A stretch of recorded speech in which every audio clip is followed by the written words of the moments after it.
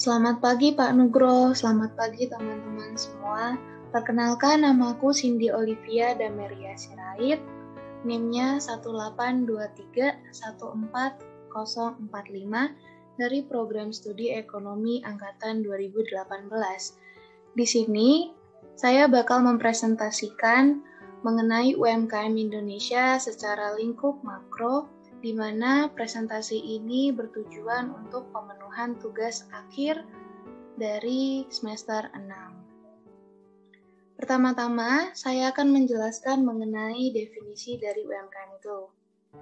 Definisi UMKM menurut UU nomor 20 tahun 2008 tentang UMKM bab 1 pasal 1 merupakan usaha mikro itu adalah usaha produktif milik orang perorangan atau badan usaha perorangan yang memenuhi kriteria usaha mikro. Lalu, usaha kecil adalah usaha produktif yang berdiri sendiri yang dilakukan oleh perseorangan atau badan usaha yang bukan merupakan anak cabang perusahaan yang dimiliki, dikuasai, atau menjadi bagian baik langsung maupun tidak langsung dari usaha menengah atau besar yang memenuhi kriteria usaha kecil. Lalu ada usaha menengah. Usaha menengah ini merupakan usaha ekonomi produktif yang berdiri sendiri yang dilakukan oleh orang perorangan atau badan usaha yang bukan merupakan anak perusahaan atau cabang perusahaan yang dimiliki, dikuasai, atau menjadi bagian baik langsung maupun tidak langsung dengan usaha kecil atau usaha besar dengan jumlah kekayaan bersih atau hasil penjualan tahunan. Lalu selanjutnya ada pengertian UMKM menurut Kementerian Koperasi dan UMKM. Yang pertama ada usaha mikro. Usaha mikro atau usaha kecil UK adalah entitas usaha yang mempunyai kekayaan bersih paling banyak 200 juta, tidak termasuk tanah dan bangunan tempat usaha, dan memiliki penjualan tahunan paling banyak 1 miliar. Sementara itu, usaha menengah atau UM merupakan entitas usaha milik warga negara Indonesia yang memiliki kekayaan bersih lebih besar dari 200 juta hingga 1 miliar, tidak termasuk tanah dan bangunan. Sehingga dapat disimpulkan bahwa definisi UMKM itu merupakan usaha milik orang perorangan, badan usaha yang bukan merupakan anak atau cabang dari perusahaan lain dengan kriteria memiliki modal usaha yang mempunyai batasan-batasan tertentu. Selanjutnya kita masuk ke kriteria UMKM itu sendiri. Saya membagi 10 kriteria dari UMKM yang terdiri dari poin-poin berikut ini. Yang pertama, ada sumber daya manusia yang ada di dalam usaha tersebut belum mumpuni. Kita tahu bahwa UMKM sendiri merupakan usaha yang bergerak di bidang apapun dengan lingkup yang sangat kecil, di mana sumber daya manusianya mungkin juga masih terbatas, misalnya dari tetangga, rumah, entah saudara, entah orang-orang sekitar yang mungkin membutuhkan pekerjaan yang ingin ikut ambil alih dalam rumah produksi. Lalu yang kedua, ada tingkat pendidikan dari SDM yang ada di usaha tersebut relatif rendah. Nah, UMKM itu kan memanfaatkan masyarakat yang berpenghasilan minim, lalu dibantu dan diberi arahan untuk ikut tergabung dalam rumah produksi. Tentu saja tingkat pendidikan dari SDM-nya pun rendah, mungkin minimal masih SMA atau SMK, seperti itu. Lalu yang ketiga ada modal didapatkan dari non-bank. Biasanya UMKM itu memanfaatkan dana pribadi atau tabungan sebagai modal untuk membuka usahanya untuk rumah produksinya sendiri. Lalu yang keempat ada Usaha dijalankan biasanya belum memiliki izin usaha serta NPWP dan legalitas. Kita tahu UMKM di Indonesia sudah sangat banyak jumlahnya, dan banyak dari mereka mungkin bekerja di dalam rumah atau memiliki minim ruko atau rumah toko yang biasa kita sebut, tapi jarang dari mereka mencantumkan usahanya mungkin ke pemerintahan untuk mendapatkan legalitas usaha. Lalu yang kelima itu ada usaha yang dijalankan belum memiliki sistem administrasi yang lengkap dan segi keuangan juga belum dibedakan, mana yang pribadi dan mana yang usaha. Nah, di sini kita tahu kalau UMKM itu kan masih sangat minim. Mereka tidak memiliki sistem administrasi yang mantap gitu, tidak memiliki orang-orang yang pintar untuk mengelola keuangan, mungkin masih sebatas menggunakan aplikasi-aplikasi pencatat dana yang masuk keluar atau misal minim menggunakan Excel. Nah, jadi kita tahu kalau UMKM masih sistem administrasinya masih sangat minim sekali. Lalu yang keenam itu ada lokasi usaha masih di daerah rumah bukan dan kurang strategis. Seperti yang sudah saya jelaskan sebelumnya, kalau UMKM itu sendiri masih bergerak di bidang produksi rumahan, di mana SDM-nya minim, dengan bahan yang juga minim, dia memanfaatkan untuk mendapatkan profit. Dan biasanya strategis rumah yang dijadikan tempat produksi itu kurang strategis gitu. Lalu yang ketujuh ada manajemen masih dilakukan secara sederhana. Karena SDM-nya masih minim, tentu saja manajemennya juga masih kurang. Tidak bisa dibandingkan dengan perusahaan-perusahaan yang besar yang sudah memiliki orang-orang bergerak di bidangnya yang handal. Lalu yang kedelapan ada pegawai atau karyawan dimiliki masih sedikit, mungkin 5-10 orang. Kita udah tahu ya kalau misalnya UMKM itu emang menggunakan tenaga manusia yang lebih sedikit untuk mencapai target rumah produksinya masing-masing. Lalu yang kesembilan ada belum masuk dalam impor dan ekspor, kalaupun ada masih sangat sedikit. Penggunaan sosial media, penggunaan e-commerce, penggunaan digital mungkin masih jauh dari pandangan UMKM, terutama UMKM yang ada di pelosok-pelosok desa, mungkin yang kekurangan sinyal atau dan lain-lain. Nah, itu merupakan kendala bagi mereka untuk melakukan pemasaran terhadap produksinya, barang produksinya, sehingga menyulitkan mereka biasanya melakukan kegiatan ekspor dan impor itu sendiri. Lalu yang terakhir ada usaha yang dilakukan masih dalam cakupan yang kecil. Karena kita tahu kalau UMKM itu sendiri bergerak di bidang lingkup mikro. Nah, selanjutnya saya akan menjelaskan keunikan UMKM itu sendiri. Dan saya membaginya menjadi 3 poin. Yang pertama ada UMKM itu menghasilkan barang konsumsi dan jasa yang dekat dengan kebutuhan masyarakat. Kenapa? Karena pendapatan masyarakat yang merosot ketika krisis ekonomi terjadi itu tidak berpengaruh banyak terhadap permintaan barang dan jasa yang dihasilkan UMKM.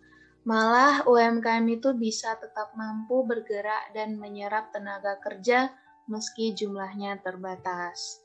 Lalu yang kedua ada pelaku usaha UMKM memanfaatkan sumber daya lokal. Sumber daya lokal itu apa aja sih? Itu tuh ada manusia, modal, bahan baku, hingga peralatan. Nah, sebagian besar kebutuhan UMKM tidak mengandalkan barang impor. Biasanya UMKM itu menggunakan bahan bakunya sendiri, asli dari tempat dia sendiri, terus juga kekhasan dari produknya, itu yang menjadi kekuatan bagi UMKM di rumah produksinya masing-masing. Lalu yang ketiga, ada mayoritas UMKM tidak ditopang dana pinjaman dari bank, melainkan dana pribadi. Nah, seperti sebelumnya yang sudah dijelaskan, ketika sektor perbankan terpuruk dengan suku bunga melambung tinggi, UMKM yang kini sudah tercatat 51, juta unit pun tidak terpengaruh, meskipun tingkat pertumbuhan belum signifikan dalam mendorong pertumbuhan ekonomi nasional, tapi UMKM itu sendiri telah menjadi backbone atau buffer zone yang menyelamatkan negara dari keterpurukan ekonomi yang lebih dalam. Lalu kita masuk ke perkembangan terkini. Di perkembangan terkini, saya akan membagi ke dalam 2 poin. Yang pertama ada dari sisi kebijakan pemerintah, dan yang kedua dari sisi kebijakan UMKM itu sendiri. Nah, yang pertama saya akan menjelaskan mengenai sisi kebijakan pemerintah ya. Pertama, pemerintah itu sudah mulai memberikan perhatian bagi UMKM itu dari tahun 1970-an dengan berbagai program bantuan yang diberikan. Nah, Presiden Soeharto pada saat itu tahun 1973 mulai memperbaiki kebijakan pemberian kredit dengan tujuan membantu golongan pengusaha kecil pribumi. Nah, contohnya itu seperti KIK atau kredit investasi kecil, lalu ada KMPK, di mana disebutkan yang merupakan program kredit kerja permanen yang dikeluarkan oleh Bank Indonesia. KMPK memiliki plafon pinjaman maksimal 5 juta rupiah dengan masa pinjaman maksimal 3 tahun dan bunganya 15% setahun. Nah, pada tahun 1999, setelah keluar UU 23 tahun 99, Bank Indonesia itu udah fokus pada pencapaian dan pemeliharaan stabilitas rupiah, sehingga program kredit dialihkan kepada bank BUMN. Nah, apa saja bank BUMN itu? Contohnya seperti BRI, BTN, sama PT Permodalan Nasional Madani.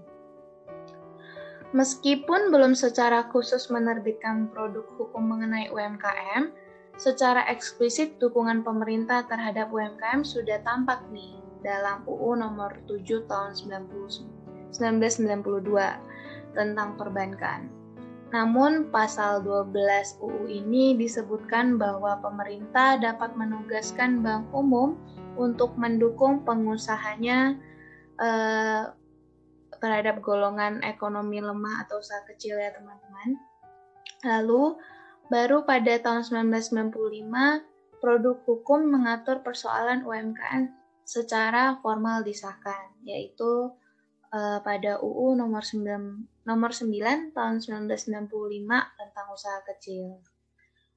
Peraturan ini tuh hadir dengan pertimbangan usaha kecil sebagai kegiatan ekonomi rakyat yang punya kedudukan, potensi, dan peran yang strategis untuk mewujudkan struktur perekonomian nasional.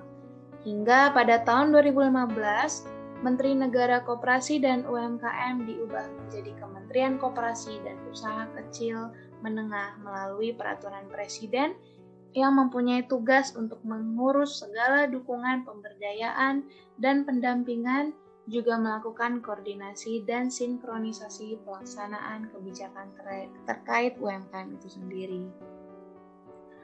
Berikut merupakan data perkembangan UMKM di Indonesia berdasarkan jumlah unit dan jumlah PDB dari tahun 2010 hingga 2017. Nah, yang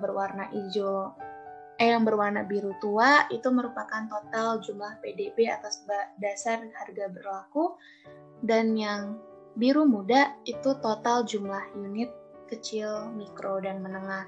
kita bisa lihat bahwa tahun 2010 hingga 2017 total jumlah unit dari UMKM itu mengalami peningkatan yang signifikan dari 2010 hingga 2017. Bisa dilihat dari grafiknya yang mengalami peningkatan dari tahun ke tahun. Lalu kita tahu juga dari diagram ini kalau total jumlah PDB atas dasar harga berlakunya juga mengalami peningkatan. Walaupun di tahun 2015 merosot ya teman-teman semua. Jadi peran dari UMKM ini emang tidak bisa dilepaskan dalam sama-sama mendukung perekonomian Indonesia sendiri. Lalu perkembangan terkini menurut sisi UMKM itu sendiri sejak tahun 2010. Nah, di situ dikatakan bahwa berkembangnya usaha mikro, kecil, dan menengah di Indonesia itu tidak lepas dari faktor-faktor yang mendorong terjadinya kemajuan. Menurut beberapa pandangan sama penelitian, ada beberapa faktor nih yang mendorong majunya perkembangan UMKM Indonesia. Di antaranya itu ada 3. Yang pertama, ada pemanfaatan sarana teknologi, informasi, dan komunikasi. Majunya UMKM di Indonesia tidak terlepas dari perkembangan teknologi yang terjadi saat ini. Karena beberapa penelitian menunjukkan kalau salah satu faktor yang mendukung perkembangan UMKM itu karena pemanfaatan sarana TIK. TIK itu merupakan teknologi, informasi, dan komunikasi. Para pelaku usaha mulai memanfaatkan sarana teknologi seperti smartphone untuk melebarkan pasar usahanya, serta menggunakan aplikasi komunikasi seperti WhatsApp, media sosial lainnya untuk memasarkan produk yang dijual. Bahkan udah menjadi target pemerintah untuk membuat pelaku UMKM untuk memanfaatkan dunia digital seperti e-commerce. E-commerce itu seperti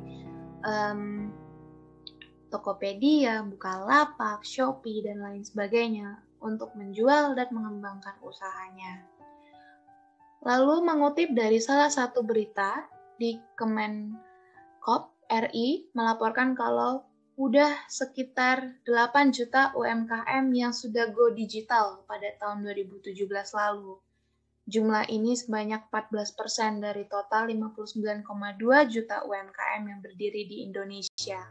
Nah, angka ini diharapkan untuk terus bertambah karena tingginya jumlah UMKM yang go digital sejalan dengan tujuan pemerintah yang ingin menjadikan Indonesia sebagai Digital Energy of Asia tahun 2020. Lalu yang kedua, ada kemudahan peminjaman modal usaha. Nah, pelaku UMKM termasuk ke dalam wajib pajak. Perkembangan UMKM Indonesia kan tidak bisa lepas dari dukungan perbankan di tanah air. Lalu terbukanya akses pembiayaan perbankan serta menurunnya kredit usaha rakyat mendorong tumbuhnya usaha mikro, kecil, dan menengah. Bahkan perbankan wajib mengalokasikan kredit pada UMKM mulai tahun 2015. Berawal dari 5%, angka bunga itu terus tumbuh jadi sekitar 20% pada tahun 2018. Selain itu, nominal modal memulai usaha khususnya mikro dianggap tidak terlalu besar, sehingga siapapun dapat menjadi pelaku UMKM dengan cepat. Dengan begitu semakin menarik pertumbuhan jumlah UMKM di Indonesia. Lalu poin ketiga, ada pelaku UMKM termasuk ke dalam menurunnya tarif PPh final.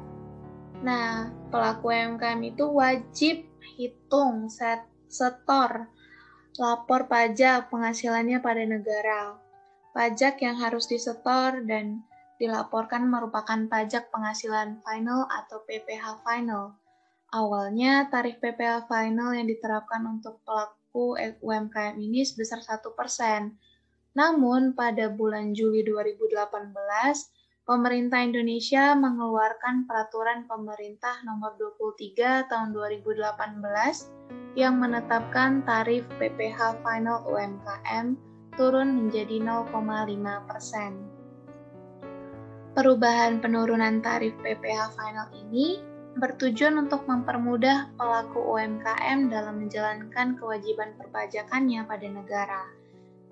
Serta dengan menurunnya tarif PPh final yang harus disetorkan UMKM, dapat memberikan kesempatan nih untuk mengembangkan usaha dan melakukan investasi karena keringanan ini. Lalu, penurunan tarif PPh final ini memberikan dampak yang cukup baik. Berdasarkan data Ditjen Pajak, ada peningkatan jumlah wajib pajak membayar PPh final UMKM. Ada sekitar 463.094 orang wajib pajak yang baru membayarkan pada periode Agustus-Desember 2018, dan jumlah itu belum pernah membayar pajak UMKM pada periode sebelumnya.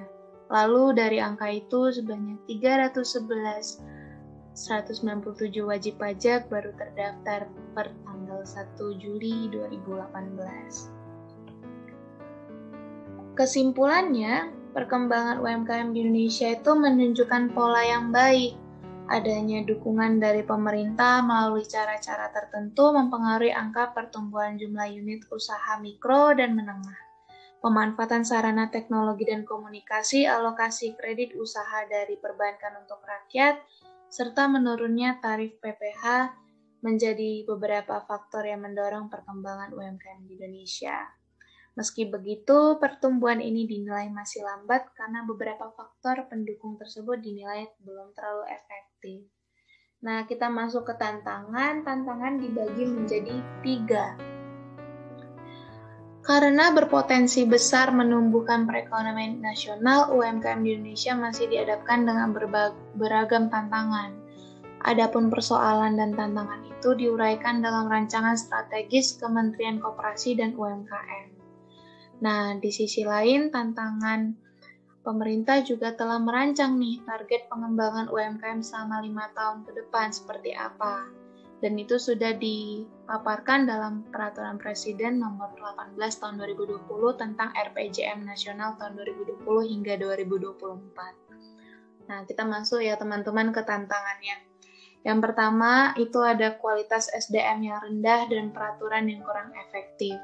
Hal itu disebabkan oleh rendahnya pendidikan keterampilan dan pengalaman serta akses informasi. Sebagian UMKM belum memiliki kapasitas kewirausahaan yang memadai.